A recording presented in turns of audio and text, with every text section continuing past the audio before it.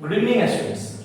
आज बेसिकली हम लोग क्लास 11 का चैप्टर नंबर 1 से स्टार्ट करेंगे।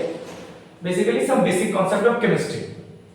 हम लोग ऑलरेडी पिछले वीडियो में क्लास 10 का chapter chemical reaction and equation पढ़ चुके हैं और एसिड बेस एंड सॉल्ट में एसिड का पूरा पढ़ चुके हैं। आज हम लोग क्लास 11 का some basic concept of chemistry में हम लोग स्टार्टिंग लेक्चर या बोल सकते हैं फर्स्ट लेक्चर आज हम लोग देखेंगे। बेसिकली फर्स्ट चैप्टर में क्या है?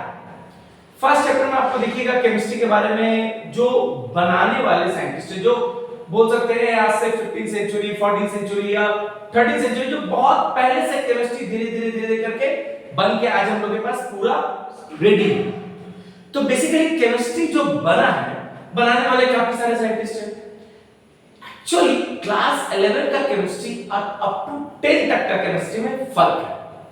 फर्क यह है कि जो 10 तक आप केमिस्ट्री पढ़े हैं उसी को इलाबोरेट करेगा, इन द सेंस खाली इलाबोरेट नहीं करेगा बल्कि आपको एक्चुअली रियल लाइफ में यूज होने वाले जो भी चीज है, खासकर मेडिसिन, बिना केमिस्ट्री जाने आप मेडिसिन के बारे में नहीं जान सकते। तो आपको केमिस्ट्री के बारे में जानना है तो समझिए आप मेडिसिन जान लिए। तो आपको बहुत सारा ऐसा चीज है जो रियल लाइफ में हम लोग का चीज है, जैसे बहुत सारा पैरासिटामोल, ठीक है, एस्पिरिन, ठीक है, ये सब कुछ आपको केमिस्ट्री में मिलेगा। तो हम लोग आज फर्स्ट लेक्चर जो है हम लोग आज स्टार्ट करें some basic concept of chemistry. इस चैप्टर में बेसिकली थोड़ा 9 क्लास 9 सीबीएसई का और क्लास 8 आईसीएसई का कुछ पार्ट रिवीजन दिया हुआ है। जैसे आप लोग पढ़े हैं क्लास 9 में क्या पढ़े हैं कि लॉ ऑफ केमिकल कॉम्बिनेशन, जिसमें पढ़े होंगे law of conservation of mass, law of conservation of energy, law of constant proportion जिसको डेफिनाइट प्रोपोर्शन भी बोलते हैं, law of multiple proportion, laws of reciprocal proportion, ठीक है। तो ये सब जो आप पढ़े हैं बेसिकली ये सब क्या होता है कि हम लोग ऑलरेडी पढ़ चुके हैं। कौन है? गे-लुसाक लॉ, एवोगैड्रोस लॉ या एवोगैड्रोस हाइपोथेसिस या डाल्टन्स लॉ, ठीक है, या फिर आपका मोल कॉन्सेप्ट जो कि पिछले साल ही मोल कॉन्सेप्ट ब्लीड किया था क्लास 9 से। तो हम लोग क्या करेंगे यहां पर बेसिकली अगर मैं आपसे बोलूं व्हाट इज एक बेसिक बताता हूं और एक और भी पॉइंट है सारा कि बहुत सारे यूनिट को डिराइव भी किया है, बहुत सारे यूनिट को डिराइव भी किया है कि सेंटीमीटर से metre, kilometre, hectometre, FPS, SI system, CGS system, इस सब के बारे में बताया गया है। तो हम लोग वो सब आप बुक भी देख लीजिएगा, आपको समझ में आ जाएगा। आपसे कोई पूछेगा कि what is law of conservation of mass, आप बता दीजिएगा mass neither can be create nor can be destroy, it can be change one form to another form. आप इजीली बता सकते हैं उसको। तो हम लोग बिना टाइम वेस्ट किए ना law of conservation of mass आप घर में बुक में एनसीईआरटी बुक में बहुत बढ़िया से लिखा हुआ है, रीड कर लीजिएगा। लॉ ऑफ मल्टीपल प्रोपोर्शन बहुत बढ़िया से दिया हुआ है, वो भी रीड कर लीजिएगा। लॉ ऑफ कांस्टेंट प्रोपोर्शन वो भी बहुत अच्छा से दिया हुआ है, वो भी रीड कर सकते हैं आप। बेसिकली एवोगैड्रोस लॉ वो भी आप कर सकते हैं, लेकिन हम लोग एवोगैड्रोस लॉ, गे-लुसाक लॉ के बारे में बात करेंगे, ठीक है। लेकिन इस चैप्टर का जो कोर है अभी आसपास में आपका 2-3-4 दिन के बाद एग्जाम है, तो एग्जाम के पॉइंट ऑफ व्यू से मैंने एक आज उस सब टॉपिक को छोड़ के एक नया टॉपिक को मतलब उसी से बताऊंगा जिससे आपका एग्जाम में कुछ न्यूमेरिकल जो है इजी हो जाएगा। पहले बार बोल रहा हूं, law of constant proportion learn कर लीजिएगा, law of definite proportion learn कर लीजिएगा, law of multiple proportion learn कर लीजिएगा, ठीक है। लॉ ऑफ कांस्टेंट को ही डेफिनाइट बोलते हैं, law of multiple proportion learn कर लीजिएगा, लॉ ऑफ रेसिप्रोकल प्रोपोर्शन वो भी लर्न कर लीजिएगा, लॉ ऑफ कंजर्वेशन ऑफ मास वो भी लर्न कर लीजिएगा। मतलब 4 में से एक एग्जाम में आने वाला है और ज्यादा चांसेस है लॉ ऑफ डेफिनाइट प्रोपोर्शन बोलिए या कांस्टेंट प्रोपोर्शन बोलिए, इन दोनों में से कोई एक आएगा। तो हम लोग आपको बढ़िया बता रहे हैं, एकदम सिंपल से याद करना है, जो ऑलरेडी आप 9 में पढ़ चुके हैं वो मैं अभी नहीं बता रहा हूं क्योंकि आपका टाइम वेस्ट होगा। आप उसको आराम से घर में जाके कॉपी में या बुक में से एनसीईआरटी बुक से पढ़िएगा, आपको समझ में आ जाएगा, कोई बहुत बड़ा चीज नहीं है। हाँ, उससे क्वेश्चन जो आता है अगर कोई डाउट होगा कमेंट कीजिएगा, हम बता देंगे, वो भी क्वेश्चन का कोई दिक्कत नहीं है। अभी बात है हम लोग इसमें 3 टॉपिक बहुत बढ़िया से पढ़ेंगे। एक टॉपिक होगा हमारा एक्चुअली एक टॉपिक जैसे बेसिकली बात करें हम तो एक टॉपिक सबसे बढ़िया हमारा आता है क्या कि एम्पिरिकल फार्मूला और मॉलिक्यूलर फार्मूला रिलेटेड क्वेश्चंस, एक ये आएगा। दूसरा मोल कॉन्सेप्ट से रिलेटेड क्वेश्चन, दो। तीसरा आपका सॉल्यूशन जिसमें molarity, normality, molality, formality, ppm, weight by weight percentage, volume, weight by volume percentage, volume by volume percentage, इससे जो न्यूमेरिकल है वो पूछा जाता है, ठीक है। और मैं बता दूं एक्चुअली मोल कॉन्सेप्ट को लोग बहुत ध्यान से नहीं पढ़ते हैं। आप कोई भी कहीं भी कॉम्पिटिटिव एग्जाम निकाल लीजिए, कोई भी, चाहे जेईई मेंस का निकालिए, चाहे जेईई एडवांस निकालिए, चाहे वो नीट ही निकालिए, आपका मोल कॉन्सेप्ट से एक या एक कम से कम एक न्यूमेरिकल तो कंफर्म है, देगा ही देगा, उसको आप मना नहीं कर सकते, ठीक है। तो मोल कॉन्सेप्ट का न्यूमेरिकल एकदम फिक्स है, आएगा ही आएगा। तो हम लोग आज क्या करेंगे, एम्पिरिकल फार्मूला और मॉलिक्यूलर फार्मूला से रिलेटेड क्वेश्चन करेंगे।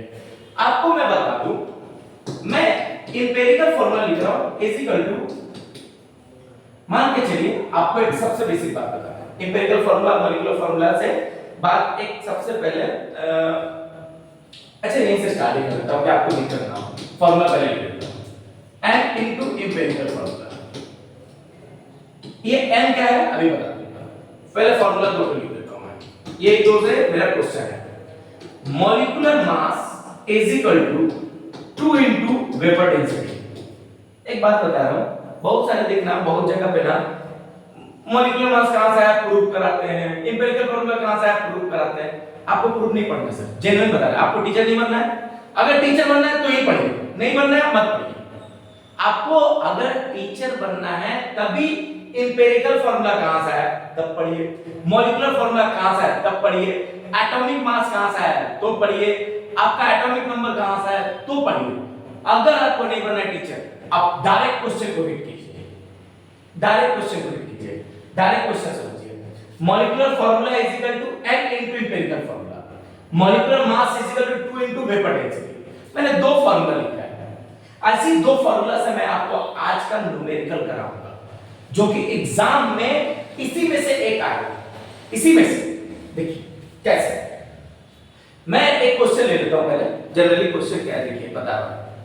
एक क्वेश्चन है आपका,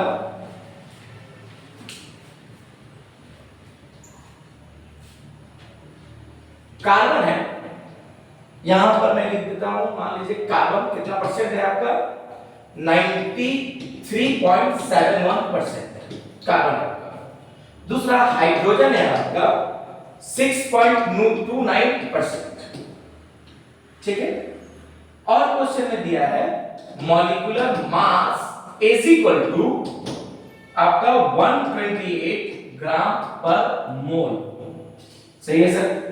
देखिए न्यूमेरिकल देखिए कितना इजी तरीके से बना, मैंने एक न्यूमेरिकल लिखा, कार्बन का परसेंटेज है 93.7, ठीक है 7। अभी मैंने एक और लिखा है, हाइड्रोजन का परसेंटेज 6.29, मॉलिक्यूलर मास है 128 ग्राम पर मोल। अब क्वेश्चन क्या है, क्वेश्चन क्या है आपका, क्वेश्चन पूछा है what is the molecular formula of the compound, what is the molecular formula of the compound. Remember, देखिए ध्यान से, मॉलिक्यूलर फार्मूला का क्या फार्मूला है, मॉलिक्यूलर फार्मूला ये n into empirical formula, n into empirical formula. तो सर आपको empirical formula भी नहीं पता ना आपको n पता है, तो मैं स्टेप बाय स्टेप आपको बताता हूं कि पहले एम्पिरिकल फार्मूला कैसे निकालिएगा, फिर n कैसे निकालिएगा, और लास्ट में आपका मॉलिक्यूलर फार्मूला मिल जाएगा। दिखाते हैं, देखिए आप सबसे पहले मैं रूल बताता हूं। रूल क्या है, जो कार्बन का परसेंटेज है 93.71, इस परसेंटेज को आप सिंपल उसको ग्राम में लिख लीजिए, कितना 93.71 ग्राम, समझे। बहुत बेसिक बताया कि जो परसेंटेज है आपका उसको सिंपल क्या लिख लीजिए, ग्राम में लिख लीजिए। लिख लिए, पहला स्टेप बोला मैंने, क्या लिख लीजिए, स्टेप 1 आप उसको किस में लिख लीजिए, ग्राम में लिख लीजिए। लिख लिया आपने। अब उसके बाद स्टेप 2 में क्या कीजिए कि स्टेप 2 में करना यह है कि इसको उसके मॉलिक्यूलर मास से डिवाइड कीजिए। जिसका मास है उस मास को मॉलिक्यूलर मास से डिवाइड कीजिए। जैसे मैं आपको बता दूं, एग्जाम में भी दे देगा, कार्बन का मॉलिक्यूलर मास होता है 12। कार्बन का मॉलिक्यूलर मास कितना होता है सर? 12। मैंने उसके ही मॉलिक्यूलर मास से उसको मैंने क्या किया? डिवाइड कर दिया। डिवाइड करके सर आएगा डाटा 7.809। 7.809। रिमेंबर, कोई दिक्कत? कोई दिक्कत नहीं है। फिर से बोल रहा हूं, आपको स्टार्टिंग में परसेंटेज देगा, वो परसेंटेज को सिंपल क्या कीजिएगा? ग्राम में लिख दीजिएगा, कुछ मत कीजिएगा। सिंपल क्या कीजिएगा? ग्राम में लिख दीजिए। सिंपल मैंने ग्राम में लिखा। उस ग्राम में लिखने के बाद उसी का मॉलिक्यूलर मास से उसको डिवाइड कीजिए।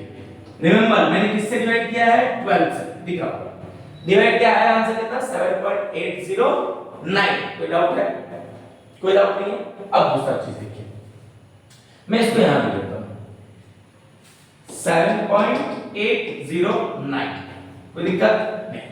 अब बताइए हाइड्रोजन का परसेंटेज कितना था सर? हाइड्रोजन का परसेंटेज था 6.29। रिमेंबर, हाइड्रोजन का परसेंटेज था 6.29, तो मैं इसको सिंपल किस में लिख दूंगा? ग्राम में। देखो कुछ नहीं करना है, किस में लिख दिया? ग्राम में। कितना? 6.29 ग्राम। क्लियर? अब क्या कीजिए, स्टेप 2 में हाइड्रोजन का अगर आपको मॉलिक्यूलर मास से उसको क्या कीजिए? डिवाइड कर दीजिए। किससे डिवाइड कीजिए सर? हाइड्रोजन का मॉलिक्यूलर मास कितना होता है? 1.008 से डिवाइड कर दीजिए। किससे डिवाइड कर दिए? 1.008 से डिवाइड कर दिए। तो डिवाइड करके डाटा कितना है सर? 6.9 के आसपास ही आएगा। तो एक काम करते हैं ना, इतना लंबा फ्रैक्शन रखने का जरूरत नहीं है। आप एक काम करो, इसको 1 ले लो बेसिकली, तो कितना आ जाएगा? 6.29 ही आ जाएगा। क्लियर? फिर से बोल रहा हूं, स्टेप याद रखिएगा। पहला स्टेप परसेंटेज में देगा, उसको किस में कन्वर्ट कर लीजिए? मास में। कुछ नहीं करना, सिंपल मास ग्राम में लिख देना है। दूसरा, उसका मॉलिक्यूलर मास से उसको डिवाइड करना है, जो मैंने यहां भी किया है। कर दिया। उसके बाद अब इन दोनों डाटा को स्टेप 3 में, ध्यान दीजिएगा, स्टेप 3 में ऐसे करके लिखिए। कार्बन का कितना आ गया आपका? 7.809 और हाइड्रोजन का कितना आ गया सर? 6.29। कोई दिक्कत? बताइए, कोई डाउट है? नहीं ना? अब इसमें बताइए दोनों में सबसे छोटा डिजिट कौन है? देख के पता चल रहा है 6.29। नेक्स्ट स्टेप जो बोले स्टेप 3, आप 6.29 से दोनों में डिवाइड कर दीजिए। 6.29 से दोनों में डिवाइड कर दीजिए। कितना से? 6.29 से डिवाइड करके सर यहां और यहां कितना है? यहां डिवाइड कीजिएगा तो अराउंड आ रहा है मेरा 1.24। 1.24 यहां डिवाइड कीजिएगा तो कितना आएगा सर? 1। डिवाइड कीजिएगा तो यहां कितना आएगा? अब एक सवाल है मेरा, सवाल नहीं है, चलिए जवाब क्या सुनिए। अगर लिख रहा हूं यहां पे, अगर 1.01 आया तो 01 नेगलेक्टेड, 1.02 आया 02 भी नेगलेक्टेड, 1.03 आया 03 भी नेगलेक्टेड। लेकिन अगर 1.2 आया then 2 cannot be neglected. Remember, 1.2 आया तो 2 cannot be neglected। मतलब बोलने का मतलब है कि 0.1 से अगर नंबर छोटा रहेगा तो आप उसको नेगलेक्ट कर दीजिएगा। उसको क्या कीजिएगा? नेगलेक्ट कर दीजिएगा। 0.1 से अगर छोटा रहेगा तो उसको क्या कर दीजिएगा? नेगलेक्ट कर दिया। याद रहेगा? क्या कर दीजिएगा? नेगलेक्ट कर दिया सर। तो दिक्कत? 0.1 से छोटा रहेगा उसको क्या कर दीजिएगा? नेगलेक्ट कर दीजिएगा। तो दिक्कत?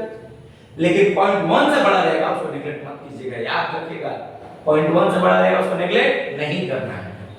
अब देखिए यहां पे पीछे 1.24 और 1 देख रहे हैं कि नंबर ऐसा है कि 1.24 अच्छा नंबर नहीं है। मतलब होता है ना, अच्छा नंबर इन द सेंस क्या? होल नंबर में नहीं है।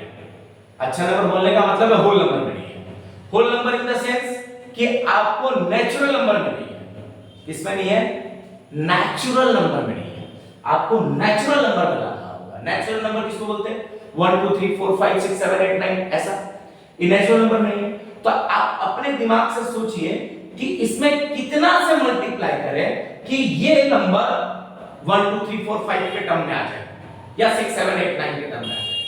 तो आपको दिख रहा होगा अराउंड, अगर मैं इसको 4 से मल्टीप्लाई करूं तो अराउंड 4.96 होगा, जिसको मैं नियरली 5 ले सकता हूं, ले सकता हूं ना, 4.96 उसी तरह 1 भी जितना आप इससे मल्टीप्लाई किए उतना इसको भी कीजिएगा सर।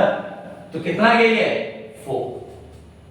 मतलब जो नंबर आप ऊपर मल्टीप्लाई किए नेचुरल नंबर लाने के लिए, उतने ही नंबर आप नीचे भी मल्टीप्लाई कीजिए नेचुरल नंबर लाने के लिए। ठीक है, जो नंबर आपने ऊपर मल्टीप्लाई किया नेचुरल नंबर लाने के लिए, वही नंबर आप नीचे भी मल्टीप्लाई कीजिए नेचुरल नंबर लाने के लिए। तो इसका कितना आ गया सर 5, और इसका नीचे कितना आ गया 4। कोई डाउट है बताइए, कोई डाउट नहीं? तो स्टेप 4 सुनिए आप। स्टेप 4 क्या है? स्टेप 4 क्या है कि आप कार्बन और हाइड्रोजन लिखिए। सर एक बात आता है कि कभी भी कोई ऑर्गेनिक कंपाउंड जब रहता है लाइक CH, उसमें Cl है, तो आप कैसे लिखिएगा? जनरली रिमेंबर याद रखिएगा, पहले लिखा था कार्बन, फिर लिखा था हाइड्रोजन, फिर हो जाता है आपका क्लोरीन या कोई और। तो पहले आपका कार्बन फिर हाइड्रोजन। अब यहां से बताइए स्टेप 3 में जो कार्बन का नंबर कितना है था 5, मैं लिख दिया यहां पे 5। हाइड्रोजन का नंबर कितना था 4, मैं लिख दिया 4। ये हो गया आपका एम्पिरिकल फार्मूला। ये हो गया आपका एम्पिरिकल फार्मूला। रिमेंबर ये क्या हो गया आपका एम्पिरिकल फार्मूला। क्लियर?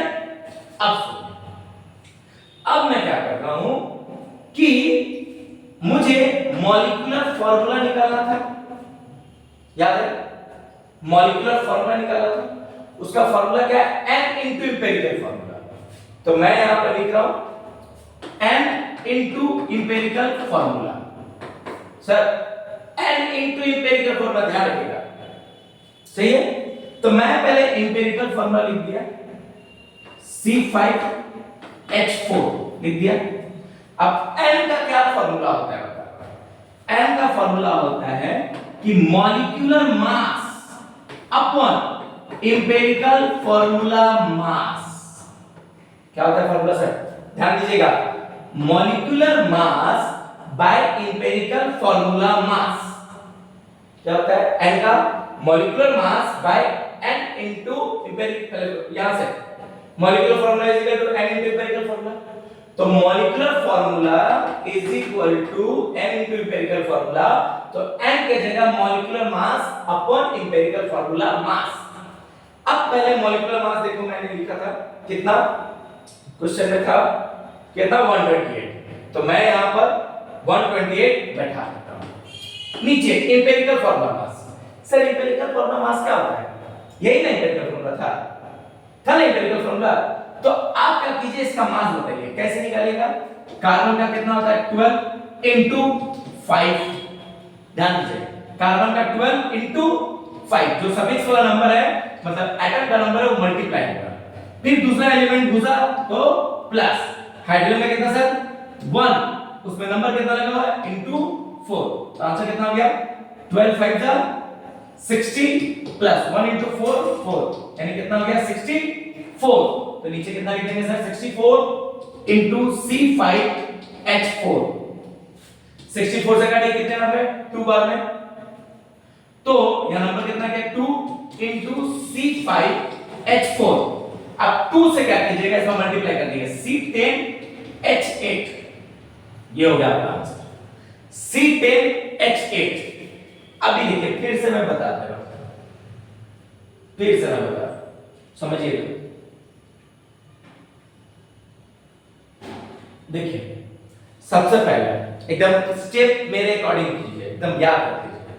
सबसे पहला स्टेप, इसको बोलिएगा मैं सॉफ्टवेयर बता दूंगा, एक डब्बे में आ जाएगा सर, लेकिन पहले समझिए, पहले स्टेप याद रखिए। स्टेप क्या है? सबसे पहला कि अगर कोई मान लीजिए कोई भी एलिमेंट का रेशियो या फिर एलिमेंट का परसेंटेज है, रेशियो नहीं देगा, परसेंटेज देगा, कोई भी एलिमेंट का परसेंटेज देगा, वो डायरेक्ट परसेंटेज को आप किस में बोलिए? ग्राम।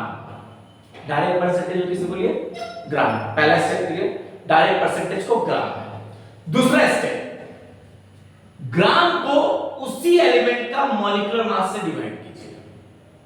ग्राम को उसी एलिमेंट का मॉलिक्यूलर मास से डिवाइड कीजिए। डिवाइड करके नंबर आएगा। अब उस नंबर को चेक कीजिए कि वो होल नंबर मतलब नेचुरल नंबर में है या नहीं है। अगर वो नंबर नेचुरल नंबर में नहीं है तो आप ऐसा नंबर लीजिए। देखिए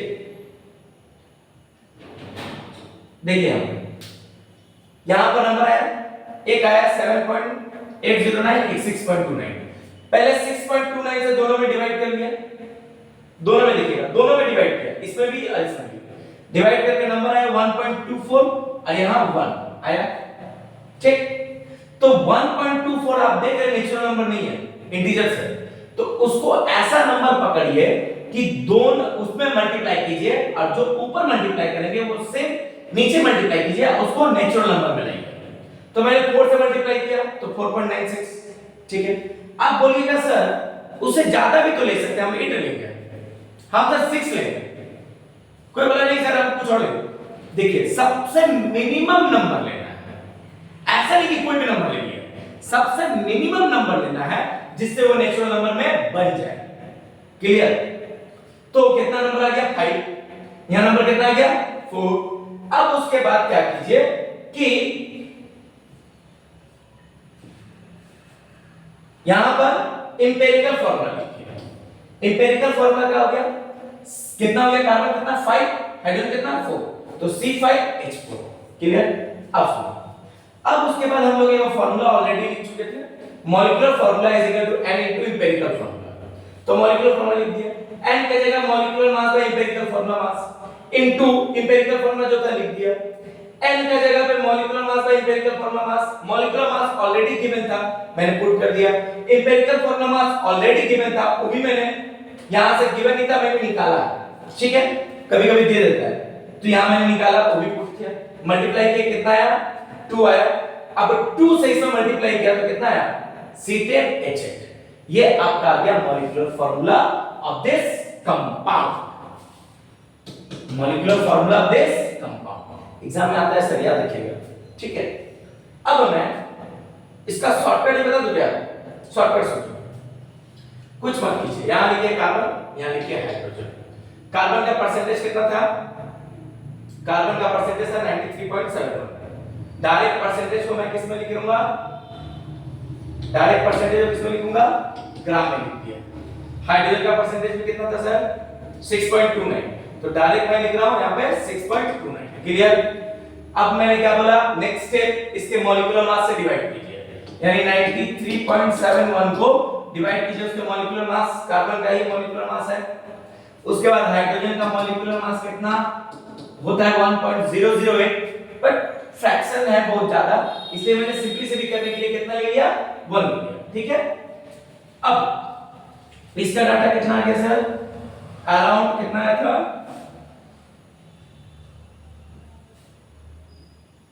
डिवाइड करके आया था 7.809। कितना आया? 7.809। इसका डिवाइड करके कितना था? 6.29। आप देख रहे हैं इसमें सबसे लोएस्ट नंबर कौन होगा? तो लोएस्ट नंबर होगा सर मेरा कौन सा? सर लोएस्ट नंबर तो ये है। तो हम क्या करेंगे, नेक्स्ट स्टेप में 7.809 को डिवाइड कर देंगे 6.29 से, यहां भी 6.29 को डिवाइड करेंगे 6.29 से। मतलब डिवाइड दोनों में होगा, रिमेंबर डिवाइड दोनों में होगा। तो यहां पर कितना आ गया सर 1.24 और यहां हो गया 1। अब आप क्या कीजिएगा कि आप ऐसा नंबर बोलिए कि दोनों नंबर किसमें आ जाए? नेचुरल नंबर में। तो कितना से मल्टीप्लाई किए? इधर 4 इधर भी 4। आंसर कितना आ गया? नियरली 5 और इसका 4। देखिए एक स्टेप में एक बॉक्स में सब बन गया। देखिए हो गया एक बॉक्स में सब बढ़िया से, देखिए सब एक साथ दे दिया मैंने। यहां पर क्या होता है, ऐसे करके बॉक्सेस बना दिए जाते हैं। देखिए हो गया सब एक बार में। क्लियर? स्टेप याद रखना होगा, रिमेंबर स्टेप याद रखिएगा, नहीं रखना स्टेप याद रखना होगा। अब देखिए तो आपका डायरेक्ट इंपेरिकल फार्मूला क्या हो गया? सी कितना 5, H कितना 4 आ गया। अब उसके बाद नेक्स्ट स्टेप क्या बोला? मॉलिक्यूलर फार्मूला निकालना है। तो molecular formula is equal to n into empirical formula. बाकी सेम प्रोसेस, n की जगह molecular mass upon empirical formula mass, सही है। तो इनटू इंपेरिकल फार्मूला कितना था, C5H4, सही है। अब मॉलिक्यूलर मास आपको पता है 128 दिया था, मैंने इंपेरिकल फार्मूला मास निकाला इसका, तो 12 5 60 और 1 into 4 64 into C5H4, देखो दो बार में, अब 2 से इसको मल्टीप्लाई करेंगे तो C10H8, देखो एक बार में बन गया, इजी है ना, इजी। तो ऐसे करके आप एक बार में बना सकते हो, कोई इशू नहीं है, ठीक है। लेकिन स्टेप ध्यान रखना बहुत जरूरी है, बिना स्टेप ध्यान रखे आपसे प्रॉब्लम हो सकता है। दूसरा क्वेश्चन है, देखिए वैसे ही बोलूंगा।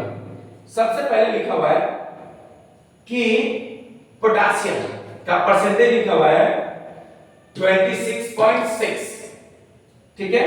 उसके बाद क्रोमियम का लिखा हुआ है Cr का आपका 35.4, उसके बाद आपका लिखा हुआ है ऑक्सीजन का 38.1, देखिए लिख दिया, कोई इशू नहीं है। क्या करेंगे बताइए, सिंपल से आपको बात बोला, इसको सबसे डायरेक्ट परसेंटेज को डायरेक्ट किसमें लिख देंगे, ग्राम में था परसेंटेज में, लेकिन लिखा मैंने डायरेक्ट किसमें, ग्राम में। अब क्या बोला मैं, नेक्स्ट स्टेप क्या बोला, नेक्स्ट स्टेप ये बोला कि जो आप फॉर्मूला लिखे हैं उसका मॉलिक्यूलर मास से उसको डिवाइड कीजिए। जैसे 20.6 का मॉलिक्यूलर मास से, जो मॉलिक्यूलर मास होता है पोटेशियम का, उससे उसको क्या कीजिए, डिवाइड कीजिए, सही है। कितना है सर मॉलिक्यूलर मास पोटेशियम का, मैं बता देता हूं 39, कितना है 39.1, कितना 39.1 मैंने लिख दिया, ठीक है सर।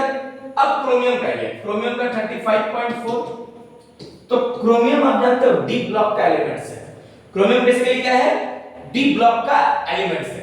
इसका एटॉमिक नंबर होता है क्रोमियम का 24, कितना 24, तो मैं इसको मॉलिक्यूलर मास से डिवाइड किया। अच्छा एक बात बता दूं, इस एग्जाम में आपको लिख देगा मॉलिक्यूलर मास, आपको लिख देगा। अगर कभी नहीं लिखा तो जर्नली, बार बार बोलो जर्नली डबल होता है, या डबल से एक ज्यादा नहीं तो दो ज्यादा, सब नहीं होता है। जर्नली स्टार्टिंग 10-15 एलिमेंट का डबल, डबल से एक ज्यादा नहीं तो दो ज्यादा। अब आइए ऑक्सीजन, ऑक्सीजन का तो सब आप लोग जानते ही होंगे, इसका होता है 16, देखिए क्लियर, समझ गए। स्टेप याद रखिए, स्टेप याद रखिए, क्या की बोला था मैंने, परसेंटेज को डायरेक्ट किसमें लिख देंगे, ग्राम में लिखा। उसके बाद क्या बोला, उसी का मॉलिक्यूलर मास है उसको क्या करेंगे, डिवाइड करेंगे। देखो बोथ साइड, यहां भी डिवाइड किया, यहां भी डिवाइड किया, यहां भी डिवाइड किया। अब देख लेते हैं इसका काट के कितना आएगा, काट के आ रहा है इसका नंबर 0.68, इसका काट के आ रहा है 0.68, और इसका काट के आ रहा है 2.38, सही है, कोई दिक्कत नहीं ना। अब देखिए, अब हम लोग क्या बोले थे, इसमें सबसे छोटा ढूंढिए, क्या ढूंढिए, सबसे स्मॉलेस्ट नंबर तीनों में कौन है, कौन है 0.68, 0.68, 2.38, ये दोनों सिमिलर है, दोनों छोटा ही है, तो एक काम किए 0.68 ले लीजिए। तो नेक्स्ट स्टेप में 0.68 डिवाइड बाय 0.68, यहां भी 0.68 डिवाइड बाय 0.68, यहां 2.38 डिवाइड बाय 0.68, क्लियर, क्लियर हो रहा है ना।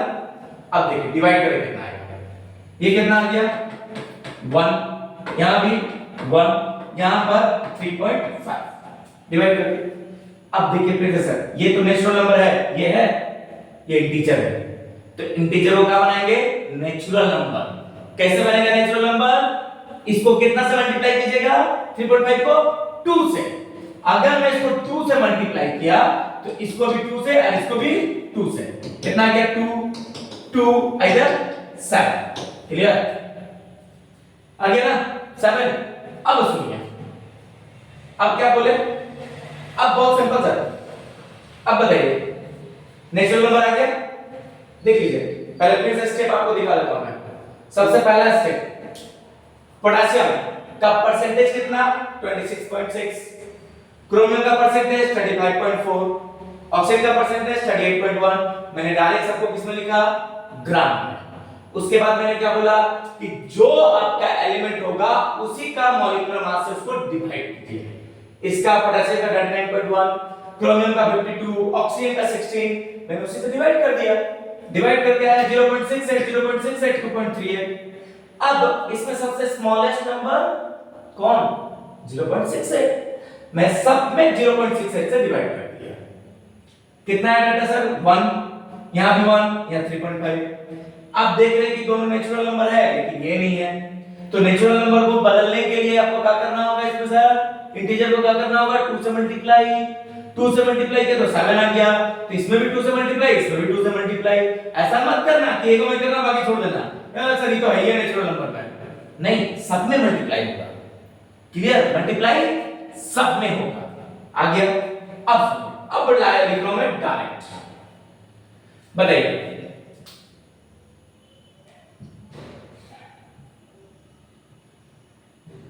अब बताइए इंपेरिकल फॉर्मूला।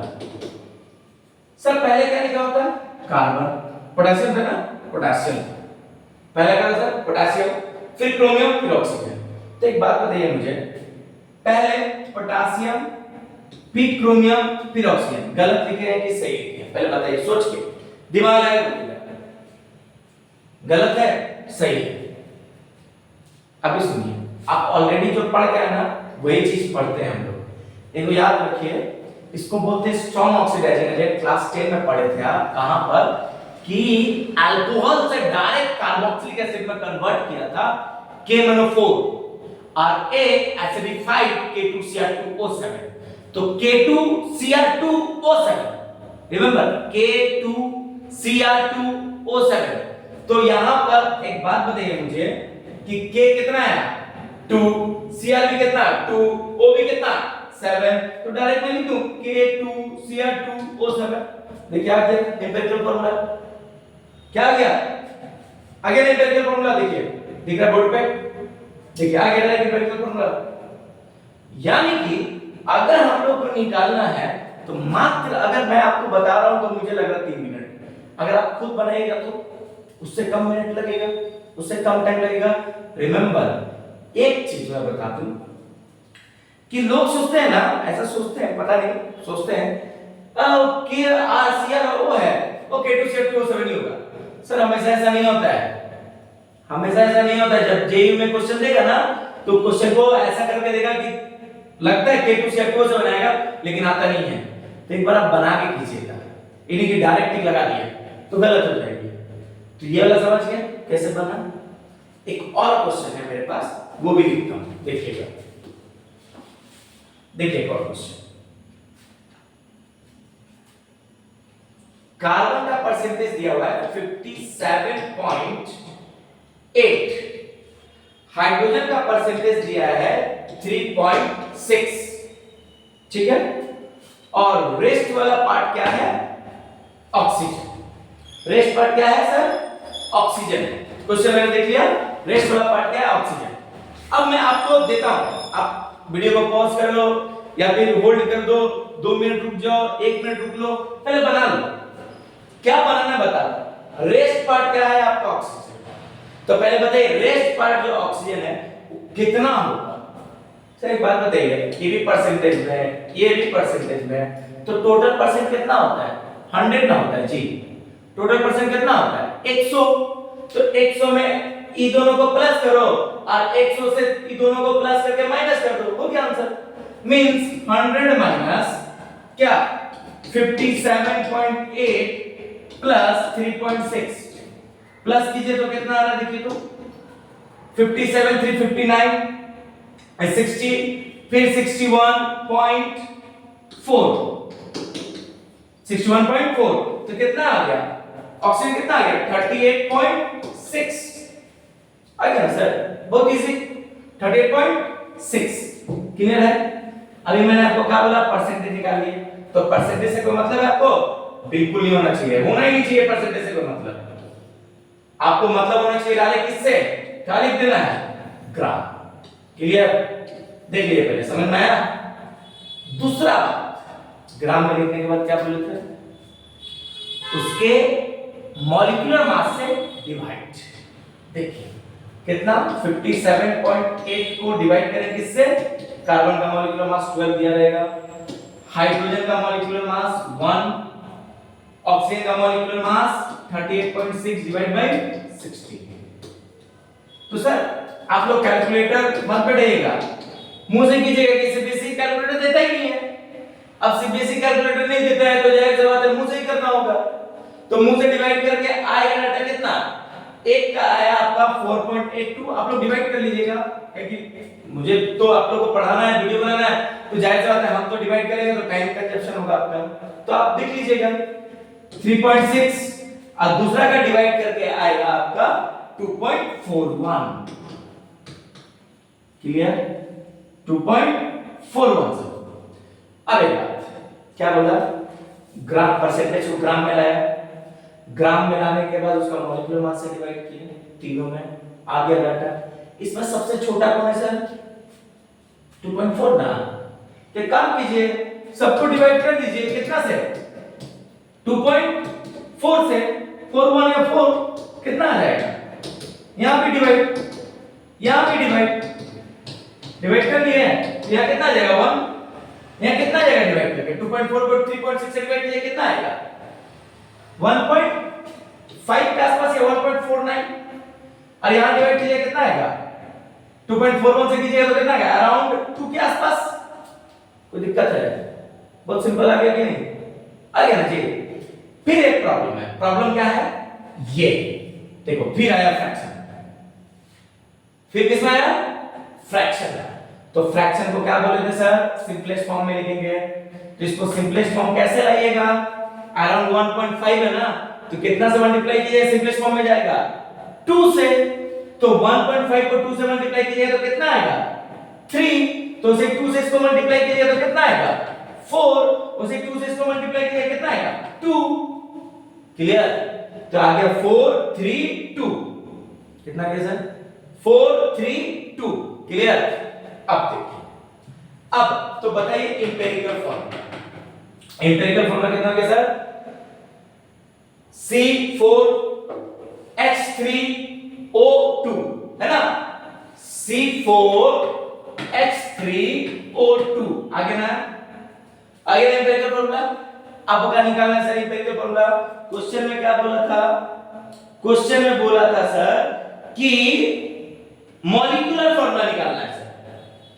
जा एक कैसे निकालेगा मॉलिक्यूलर फॉर्मूला, कैसे निकलेगा, तो सर मॉलिक्यूलर फॉर्मूला निकालने के लिए अभी मैंने बताया था n into empirical formula sir, अभी मैंने बताया कि molecular formula is equal to n into empirical formula.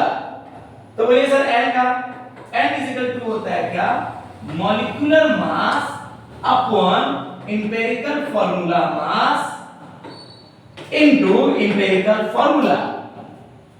Sir सही है। अब मॉलिक्यूलर मास कहां से आएगा सर, मॉलिक्यूलर मास कहां से आएगा सर, सुनिए क्वेश्चन में क्या दिया था, क्वेश्चन में दिया था मॉलिक्यूलर मास नहीं, इस बार दिया है वेपर डेंसिटी 83। क्या दिया है, मॉलिक्यूलर मास नहीं दिया है, वेपर डेंसिटी दिया है 83। तो मैंने आपको बोला था इसे मॉलिक्यूलर मास कैसे निकालेगा, देखिए फॉर्मूला लिखा था molecular mass is equal to 2 into vapour density. तो मैं यहां पर वेपर डेंसिटी जो लिखा हुआ है, तो मॉलिक्यूलर मास अगर निकालना है तो आप क्या लिखिएगा 2 इनटू वेपर डेंसिटी, तो 2 इनटू वेपर डेंसिटी कितना 83, इट मींस 166। सही ना सर, 166। आगे मॉलिक्यूलर मास, अब मैं क्या करूंगा मॉलिक्यूलर मास की जगह 166 मैं बैठा दूंगा।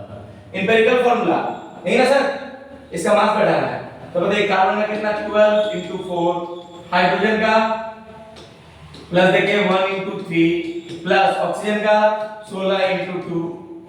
सही है, तो कितना आ गया 12 4 दा 48 3 51। देखिए बोर्ड तो चला गया, मैं बता देता हूं लास्ट वाला